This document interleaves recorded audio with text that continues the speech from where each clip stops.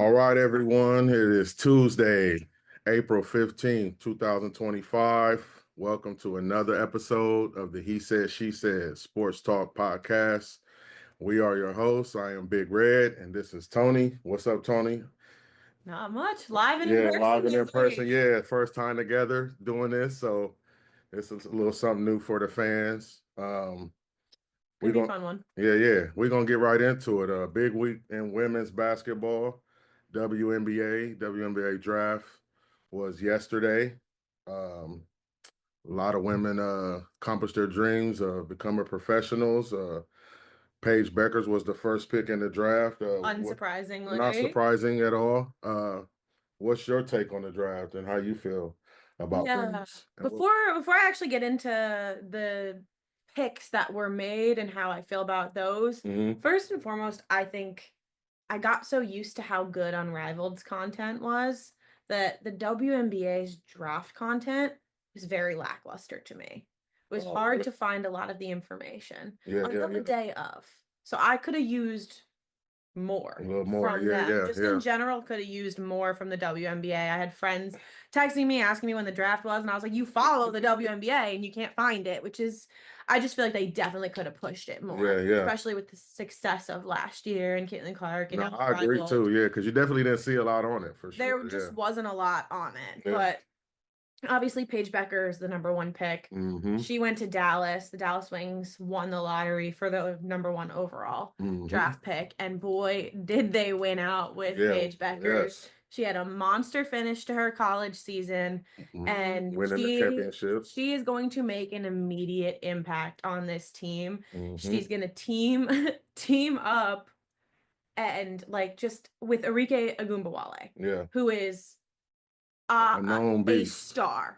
And I don't think enough people know that she's a star. When she was in her college days, she played for Notre Dame. She was an absolute stud. So that backcourt is poised to be so good. They're going to be so hard to guard. And the perimeter defense has the possibility to be maybe the best in the league.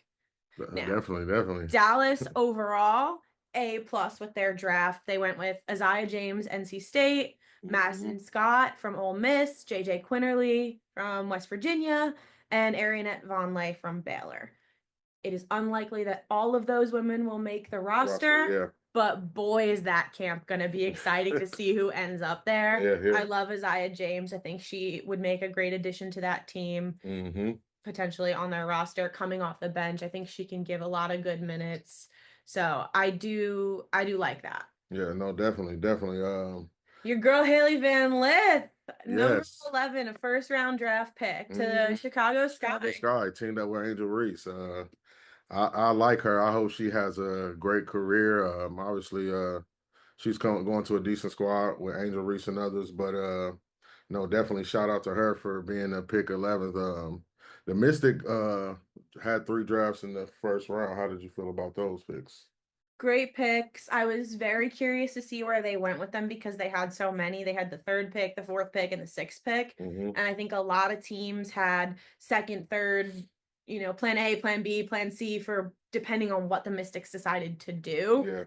Sonia Citron, Kiki Iriafen, and Georgia Amore. I could not think of 3 better players to go make a roster. I mean, Georgia Amore is small, but she's a true point guard. She gives you electric minutes on defense. She's so good. Kiki Iriafen, obviously, her Stanford days, she was phenomenal, but this year at USC, she really came into her own, and we love Sonia Citron. That's my girl for sure. She's a beast for sure. Another team that made, I think, a splash was the Connecticut Sun. They lost all 5 of their starting lineup from 2024, so they had a lot of work to do in this draft.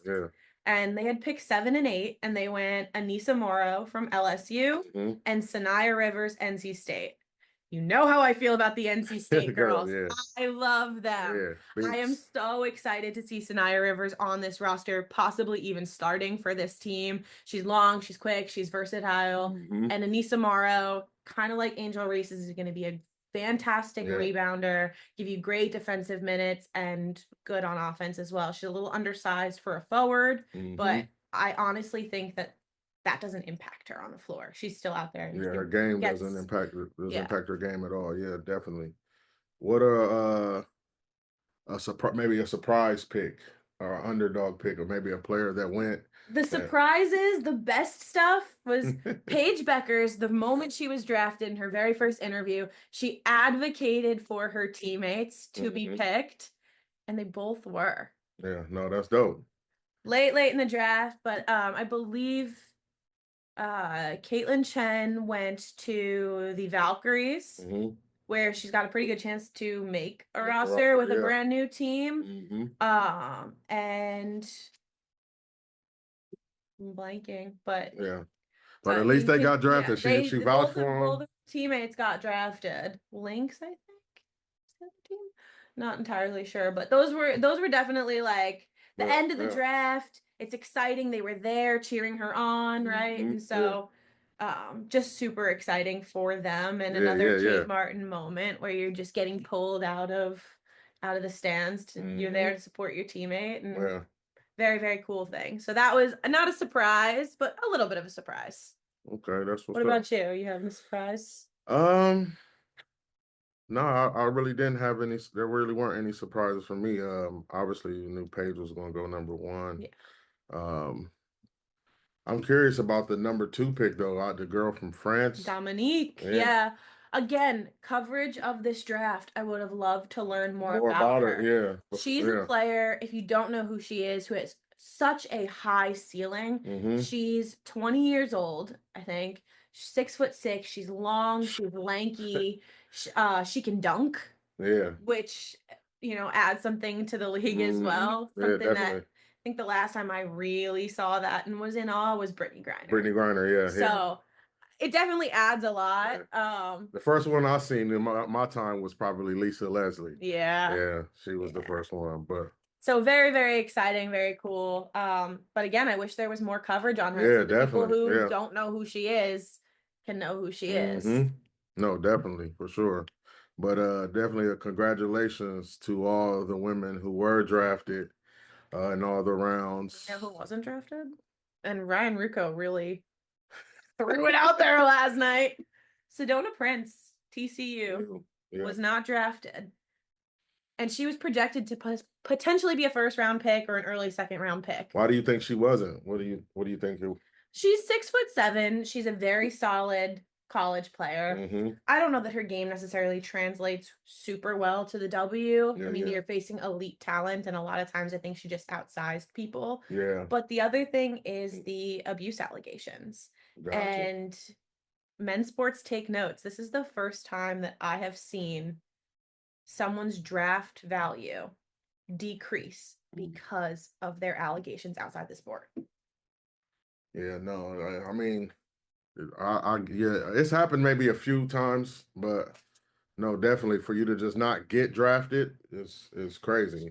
Did not get drafted. Yeah. Period at all. Which was not one of the. Now are these just allegations, or is it like? They're allegations. There's quite a few of them, but I just don't think any team wanted to take that on. Yeah, gotcha. No, definitely. I mean. Yeah, but Ryan Rucco just dropped that one like midway through the draft. He was like, "Yeah, Sedona Prince hasn't been drafted yet. How crazy is that? She's got abuse allegations. Wow!" It threw her under their bus. Yeah, chill.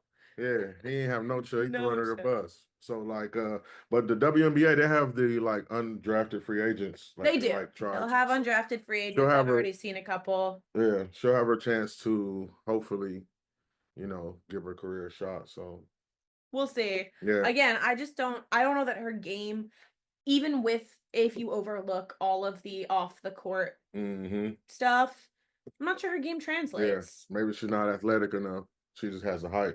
And her age and her injury history and all of these other outstanding things that are going on also impact her, in addition to then also having to pick up those allegations as part of your team. Yeah, no, that's crazy. No, for real. Well, anyway, good luck to her though. I mean, but TCU though, where her and Haley Van Lith have become the transfer portal blueprint. They both were picked up out of the transfer portal. And now this year's transfer portal looks like it's going to be a hot one again. Yeah. Looks like that's where Olivia Miles from Notre Dame is going to end up. TCU. I've been hearing through all the rumor mills. She entered When the was portal. That last week? Yeah, over the last week, I've been hearing the murmurings online, but she entered the portal with a no contact tag on. And from everything that I've been hearing, she knows. It looks like she's going to TCU to go replace Haley Van Lith and that scoring production. But TCU an absolute masterclass in the transfer portal, and it's a pretty good transfer portal. If they could pick up another one, they'll be right back in the mix. Next year for sure. Tania Latson, the leading scorer in points per game last year out of Florida State, she's in the portal. Cody McMahon out of Ohio State in the portal. Not sure anybody wants to pick up that attitude, but she's out there. And then Mylasia Fulwiley, South Carolina, just announced that she was entering the transfer portal. And I think it's a surprise to a lot of people because South Carolina doesn't lose a ton of people. Yeah, at all. Yeah. And she was their star. She was their leading scorer at times. She was, electric off the bench. But what Dawn does with her team, and the thing about Dawn Staley's squad is that Dawn Staley is the star of South Carolina. You're not going to go to South Carolina and be the star. It just doesn't really happen. Yeah. And for whatever their reasons were for having her come off the bench and kind of containing a lot of her electricity, I'm excited to see where she goes because I hope she goes somewhere where they just set her free. Where would be your dream place for her to go, where you feel like maybe she would be like you said, be able to be free the most? And NC State. Oh, you got two to replace there. Yeah. Have her join up with Zia Cook. Yeah.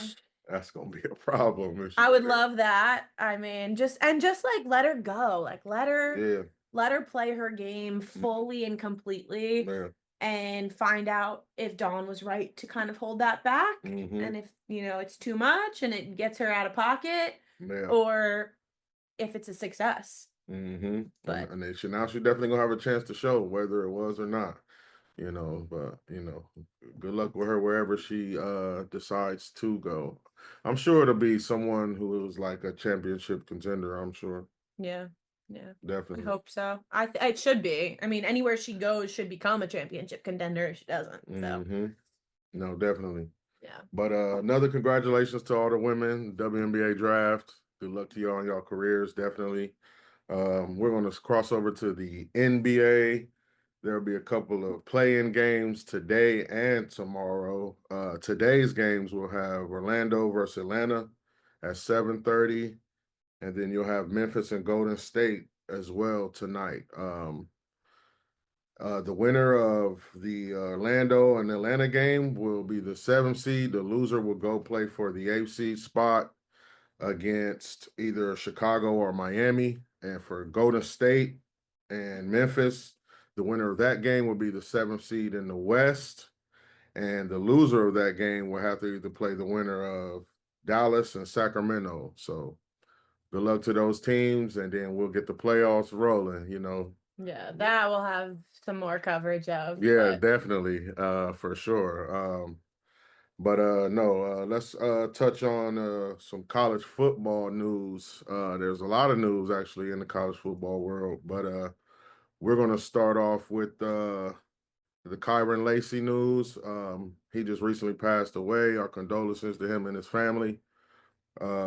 He was involved in an accident where he killed a 78-year-old man. He was due to be in court yesterday, I believe, which was the 14th. He ended up passing away on the 12th to a self-inflicted gunshot wound. Right now, I'll just take the time out personally to just tell all your loved ones to talk to your people. You never know what someone is going through. He obviously was supposed to be in the draft this year, but due to those circumstances, kind of took him out of that possibility. So, he probably broke down mentally, which, we just need to try to be there for our people more. But condolences to his family as well. And, just bring more awareness to the mental health awareness to people, and just check in on your people, man. You never know what someone's going through. Absolutely. It's definitely a stigmatized thing, especially in football, because a lot of these guys and their masculinity don't necessarily feel comfortable being vulnerable, talking to people. And a self-inflicted death is one of the hardest for your friends and family, because there's you'll never truly have those answers, and you leave so many people behind. And so my heart pours out to his friends, his family, and the people that were left behind. Definitely condolences to them all. Secondly, we're going to touch on quickly will be about the Ohio State Buckeyes. They won a national championship, so they got to take a trip to the White House to go see President Trump. What's your take on this kind of thing? Because people get hate for not going, people get hate for going. So what's your thought about the NCAA national champions, pro national champions going to the White House? I think I don't think it should be based off like your political standpoints. I don't think it should be based off of that. I know some teams have denied going because of those reasons. But I don't feel like it should be because of that to stop you or even to make you go. I just feel like it's a chance to meet the president, to obviously go in the White House, place that, a lot of people don't get to go in or invited to. So, I don't necessarily have a problem with it, regardless of who's in office, to be honest. Yeah. Yeah, I tend to agree. I mean, you take the honor for what it is, right? It doesn't matter who's in office. What you did and what you accomplished allows you to go and be celebrated by our government, whoever that may be that's leading it. And, to set an example as an athlete is to just accept that honor. Yeah. No matter what. Definitely hard in this political climate. And I commend the people that choose to go, and I commend the people that choose to not go. Because whatever you're doing, as long as you're making that statement of it, that's for you to decide. You have that choice, So. But for me personally, like if I was being honored at the White House, and if the president invited me as a national champion, I would go and just accept that honor for what it is and get out of it what I wanted to, which is the White House is, an iconic historical landmark. There's so much history there. There's so many things that you can see there that aren't the president. Yeah. So definitely, for sure. I agree 100% with that. But shout out to the Buckeyes. On being invited there and having a dinner there. Somebody dropped a trophy there too, almost dropped it on Travion Henderson's foot. Luckily they didn't, but shout out to them for being invited there, national champs. But let's talk about Colorado. They've decided to retire Travis Hunter and Shedeur Sanders' number, the 12 and the 2. How do you feel about that? Look, is Shedeur's number getting retired because he's Shedeur Sanders? To an extent, yes. Yes. 100%. But I'll devil's advocate you. These two individuals and Deion Sanders single-handedly changed Colorado football's legacy. Yeah. They have turned Colorado football into something that it has never been. And they did it twice. They did it at Jackson State, and they did it at Colorado. They're two incredible athletes. Obviously, Travis Hunter is what he is, a two-way player, a Heisman Trophy winner, should have his jersey retired. Shedeur Sanders, up in the air as to what he's going to be and become. But he was a great leader for that team, to that team. Great player. He was a great player in college. His father is going to be forever etched in the history books of not just the NFL, not just his personal career, but also Colorado football. And so the impact that they have had on that program, I do think warrants a jersey retirement for Shedeur. So you can make the argument. Like, they're going to he be didn't arguments. play good enough to get his jersey retired. They're going to be arguments. I'm sure there are going to be, but Yeah. think about the way he changed the landscape of that program, the attention that they brought to that program, the history that they created. No, definitely. Like I said, I'm not necessarily mad about the Shedeur Sanders retirement of the number for all the reasons you named, and obviously they brought the money to Colorado as well. But Travis Hunter, yeah, I understand that one 100%. I mean, like you said, two-way player, Heisman Trophy winner. The only thing I thought about it was just too fast. Like maybe they should have just waited. I mean, they did Caitlin Clark's right away. They're doing them so quick. They're doing it quicker now, yeah, for sure. Way quicker. Because the last Heisman Trophy winner at Colorado, which was Rashawn Salam in '94, it took him 20 years. But they definitely do it quicker now. But no, Shedeur Sanders, yeah, I mean he's definitely set the trend at the quarterback position there. Colorado hasn't had a good quarterback there, from my mind, since Cordell Stewart, and that was in the '90s. But no, he's a great player, great leader. Obviously, he has the Sanders effect, helping him. And like I said, with Coach Dion being there and the recruits he's bringing in, and whether it's the portal or high school, they're setting a new standard there. Colorado's been bad for a long time, so Yeah, I think it's about legacy, and honestly, I'm so excited for Shedeur because he's not getting the love he deserves in the draft. His draft stock is all over the place. Yeah. One day he's the top 3. Next day he's not cracking 22. the first round. Yeah. Then he's all the Steelers, this, that, whatever. This kid needs a break. To me, he's better than Cam Ward. I'm gonna just put it. I've said that so many times. I don't even need to agree with you. They know. They know how I feel about Shedeur Sanders. Yeah. No, definitely, for sure. No, honestly, I hope he goes later in the draft so that he goes to a better team. Yeah, that's what I was gonna say too. It's not about when you get drafted; it's about where. Where, yeah, definitely. He'll go to a better team, and they'll be in a mix. As long as he comes along the right way. But no, definitely. Shout out to them on getting their jerseys retired. Absolutely. Congratulations to them. Obviously, they'll both be top picks in the draft. In my mind, I don't see why Shedeur would slip. But yeah, no, definitely shout out to those guys. They love to hate on a strong black man who don't need nobody's money. 100%. They do. They do. I'm glad you recognize it. They do. Okay. They do. He's a black quarterback. That's not necessarily. Yeah, he's not getting in trouble. He's not getting in trouble. He's not, getting caught up in any allegations. Exactly. And with the age of NIL, he's not begging for it. Yeah. In the same way that quarterbacks have had to in the past when it comes to draft stock. Speaking of that, if you want to see that as cocky, fine, let him go to a better team. Let him fall to a better team. It's more like, when somebody has a lot of confidence, they usually tend to say it's cocky. So yeah. And like Dan Orlovsky said, and like I talked about last week, if you're going to hype Baker Mayfield up for the same things, you cannot tear Shedeur down for those same things. Yeah.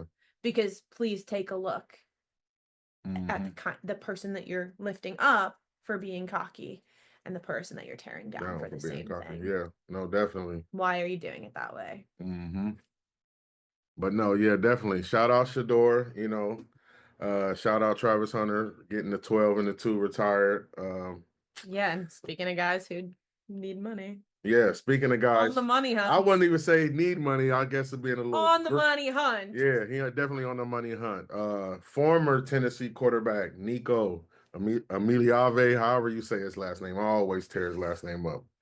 But he recently, Tennessee decided to move on from him because he was wanting more money on his NIL deal, apparently dating back to before the playoff game against Ohio State.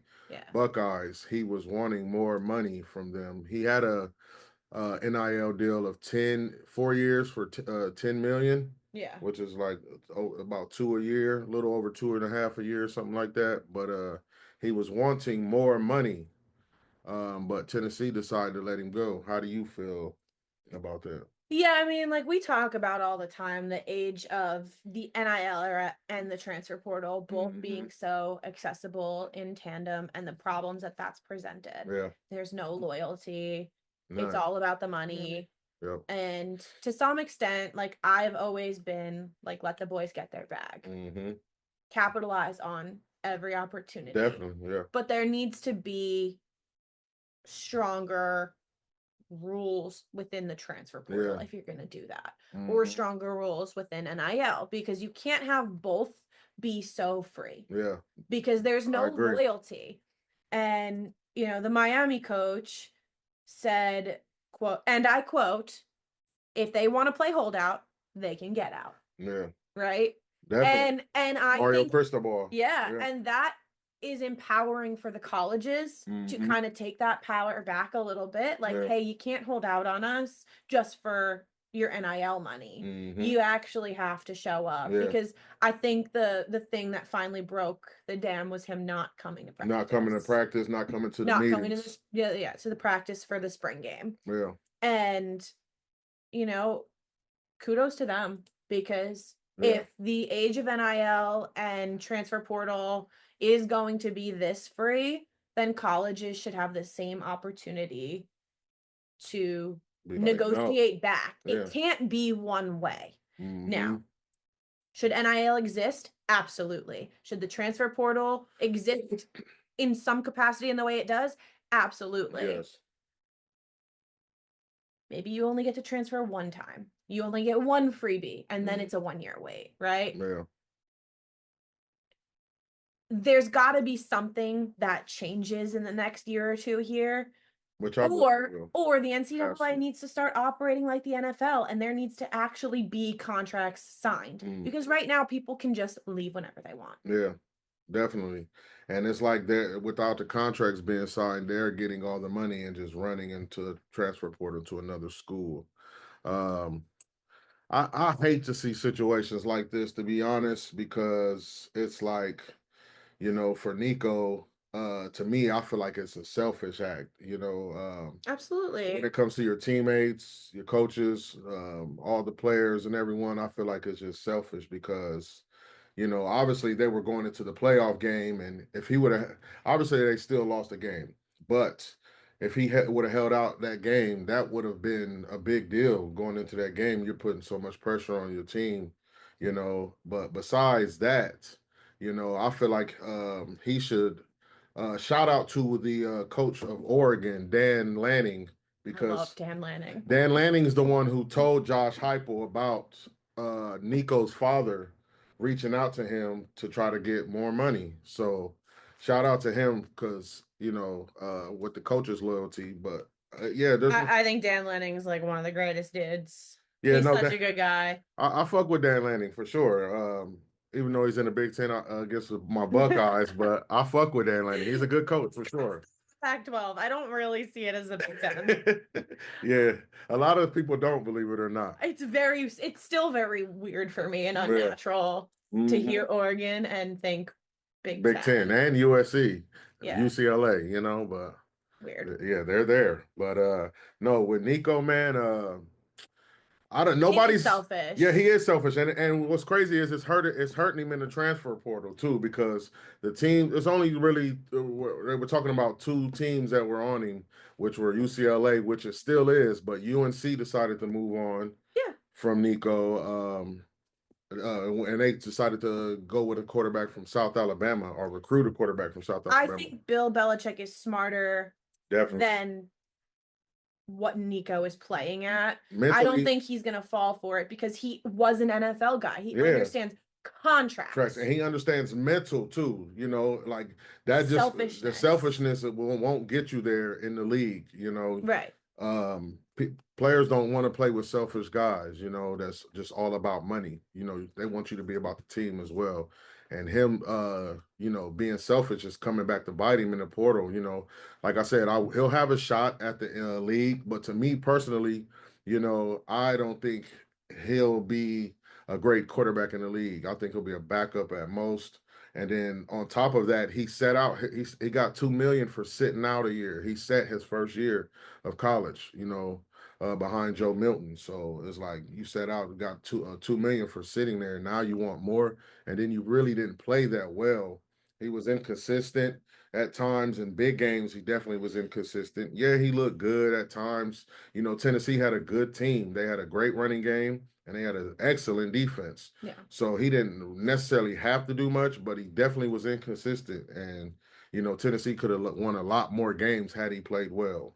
Yeah, and I think his best chance at increasing his draft stock value would have been to stay where to stay at Tennessee, be loyal to his teammates, and also work with the people that he's been playing with. Yep. Stay where they've found a way to formulate success around his inconsistencies, and then improve there. Definitely. Unless he truly felt like he wasn't being challenged, he wasn't being improving. What is the difference between 2 million and 3 million? And more than likely, this was going to be his last year in college anyway, because he was going into his junior year. He probably would have went to the draft after this year. So just like you said, what's a couple more million when you're going to be leaving it? Like I said, to me, it just hurts his draft stock, and you know. It also tells teams about who he is. Who he is, yeah, definitely. And you know, his father is definitely not helping the situation. No. You know, out here reaching out to schools and you know, just trying to get money grabs. You know, because apparently they were saying like the NIL deal was only for the 12 games.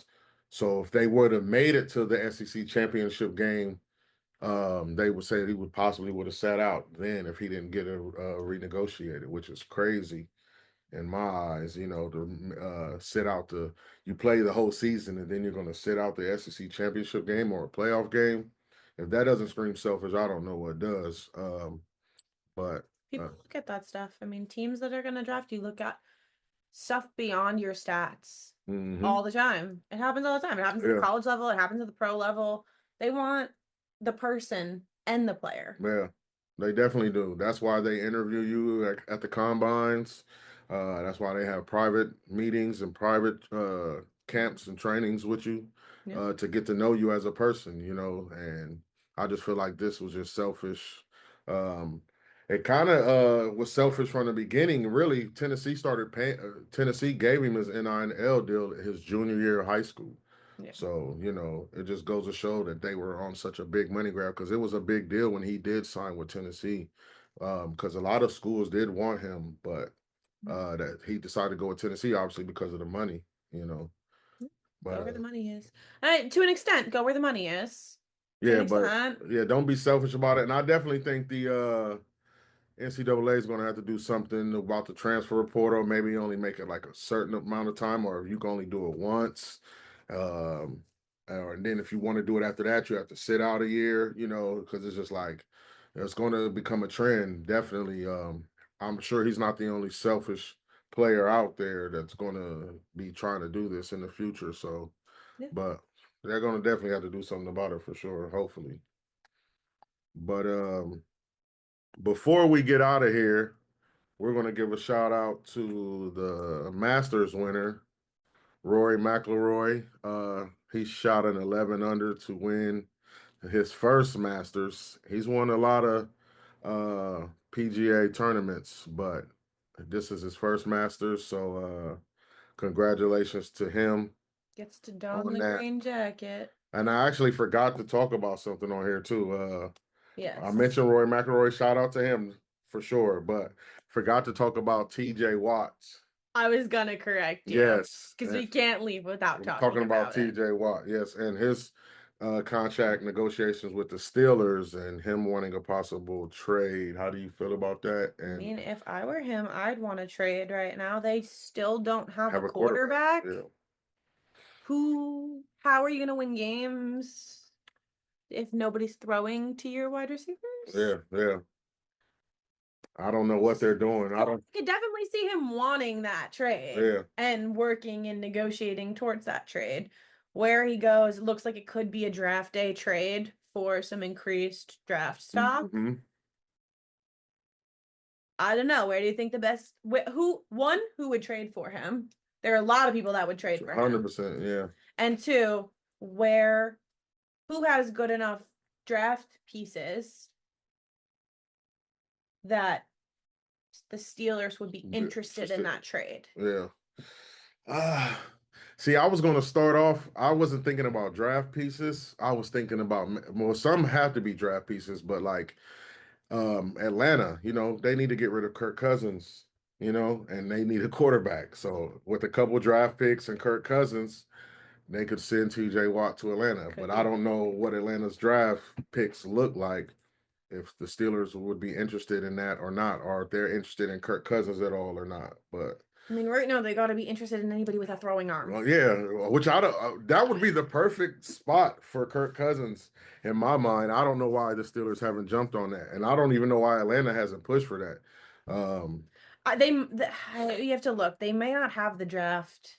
Yeah, they definitely may not. But even if they don't, if I were the Steelers, I would still be interested in organizing some kind of trade like that. Yeah, because you don't know that a good quarterback, is going to fall to you. And it's just relying on a rookie quarterback year one that's not a bona fide guy coming out is just scary. I feel bad for Steelers fans. Yeah, if they have to deal with that. I mean, I feel good about it as in a division where you got Burrow and Lamar. I would feel it's gonna. I would feel iffy with a mid-range rookie quarterback in this quarterback draft. Yeah, and that's what I'm saying. In this draft, there's not a lot of clear cuts. Even at least Kirk, you know what you're getting. Yes. He gives you a decent chance. He's a veteran, yes, and competing in that division. You still probably end up third. Yeah, definitely going to still end up third. But I know the Steelers fans are hating this, but at least you don't end up last. Like right now, if you don't have a quarterback, you could end up last under the Browns, in the AFC North. Really don't have a quarterback either. Browns, which is wild. Yeah, those two just don't have a quarterback. But no, I would think that would be a good pick for him. I've heard rumors about my team, Philly, but I just don't know if they'll give up all of that or not. Who knows? Philly relies so heavy on that draft. Howie relies so heavy on that draft. I don't think they would give up all of the draft capital, stock, all the draft capital that would be needed for a guy like TJ Watt. And I feel like it would have to be a player to go to, and I'm not sure who it would be. But who could they even send to the Steelers that would make an immediate impact for them? Yeah. Other than a quarterback, like I don't think the Steelers need to be focused on anything other than a quarterback right now. We already sent our backup quarterback. All the other pieces, they can figure out and fall into place. They need a quarterback. It is, you hate to say it, it's the most important position on the field. Yeah, 100%. Like, definitely is. Not to undervalue any other position, but it's the most important position on the field. He touches the ball every single possession. Definitely. No, 100%. Just like TJ Watt is the most important person on that defense. They're going to have to work something out and get something done with him, unless they're just talking about just knocking the whole building down and restarting fresh, which I don't know. Would you do that if you just traded for DK Metcalf? That's what I'm saying. Like, I wouldn't recommend doing that. Like, and I don't know what Aaron Rodgers is necessarily waiting on either. I don't know if they're waiting until after the draft.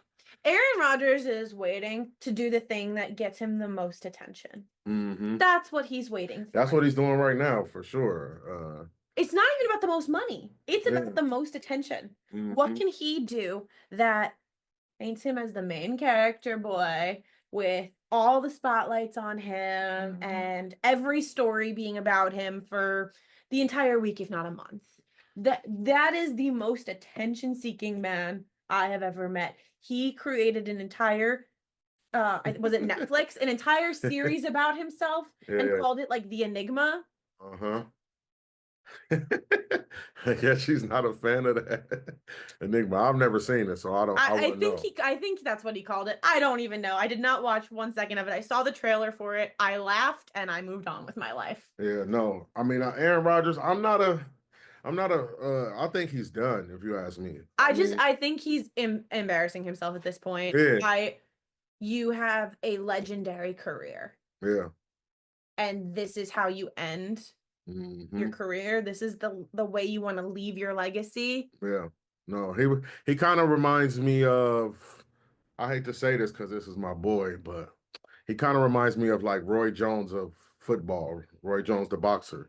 You know, Roy Jones had a great career. He was one of the best boxers pound for pound in the 90s, going into the early 2000s, but he stayed in the boxing too long, and he just kept getting embarrassed, knockout after knockout and knockout. And I just feel like Rodgers is doing the same thing. Even with the Jets, Achilles tear, he did nothing with the Jets. They were not contenders. Apparently, that was the only piece they were missing was a quarterback. It didn't work out, and now he's just holding out for what? I don't know. There's not many teams that are going to need quarterbacks, especially after the draft. So I'm not sure what he's doing, but in my mind, I just think he's done. Attention. Yeah, it's for attention. I feel like that's kind of what it is because it's like that is what his whole career post Green Bay has been. Mm-hmm. For Yeah, attention. literally, yeah. Post Green Bay, I will agree with that definitely, but I don't know. He needs to figure out something. And as far as TJ Watt, I definitely think besides, I mean, I would love for Philly to have him, but no, like I said, Atlanta would be a good spot if they could work out something with Kirk Cousins. Let's see, a contender team. Maybe I would hate to say this, but the Chiefs could be a team. I see your face over there. um, let's see who else would be a team, a good contender. Detroit. I could see Detroit because they would. I did They tell would you I wanted them to take a big swing to at Max pair Crosby. somebody with Aiden Hutchinson. They were. I thought they were going to swing at Max Crosby, but he ended up re-signing with the Raiders. That could be exciting. Who would they give up for him though? A lot of draft capital for sure, but they have a lot of young talent. Yeah, I was gonna say they got a lot of young capital. pieces. They could definitely at every level on the defense. They have a lot of good young pieces. So, and it'll definitely have to be a lot of draft capital. But I could see Detroit, Detroit as well. I wanted to name another AFC team. It'll just be exciting to see what draft day brings and what exciting draft day trades we do end up getting aside from this one, because this would be a big one. Definitely. This would be a blockbuster one, whatever happens. But I think Kirk Cousins might be a draft day trade too. It's looking like it, but because Atlanta held on to him for just a little too long, which means only one of two things: they plan on keeping him as a backup in case Penix busts, or they plan on trading him and getting fairly high capital for him because it's a very quarterback needy market. I've never seen a team do anything like that though, like where they had a quarterback start and then put him on the bench for a guy and kept him as a backup with such a big contract. You know, yeah, he has a big contract. That's the other thing, you got to take on that big contract. So it's just, it's interesting. They've held on to him for some time now. See, I think he'll be willing to renegotiate.